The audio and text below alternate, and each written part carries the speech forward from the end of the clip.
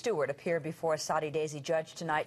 In addition to ruling on the merits of the case, the judge also made a decision that keeps Stewart in jail.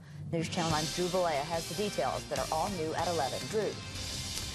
Kim, Calvin, today was the first time the family of Casey Burgiss saw Keith Stewart shackled and in front of a judge. Both the Stewart and Burgiss families were emotional throughout the preliminary hearing.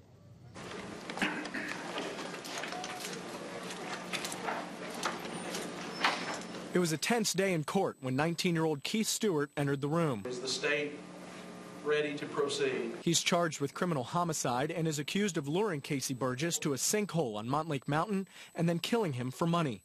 Stewart's attorney says this was the first step in the legal process. This is just a probable cause hearing at this stage, and there's going to be a lot more work done on the case if it's indicted and goes downtown. The state argued that the information against Stewart is worthy of a trial. For much of what Mr. Stewart finally tells Soddy Daisy police officers is corroborated by the evidence collected on the scene. The defense says Stewart may have been part of a robbery, but did not pull the trigger. The only assumption that you can make is that maybe, possibly, the defendant was present while a robbery occurred, but there's been no evidence that he murdered anyone. They also tried to poke holes in the state's case by stressing that it was an ongoing investigation. Do you think there were other individuals involved?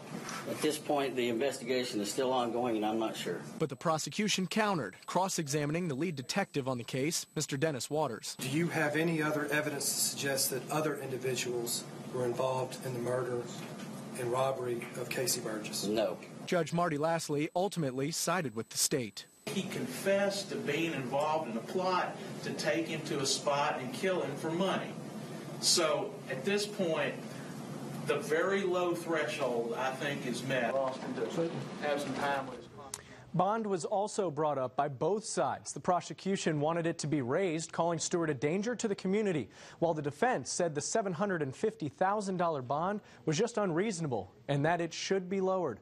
The judge decided to keep the bond as is. Back to you, Kim.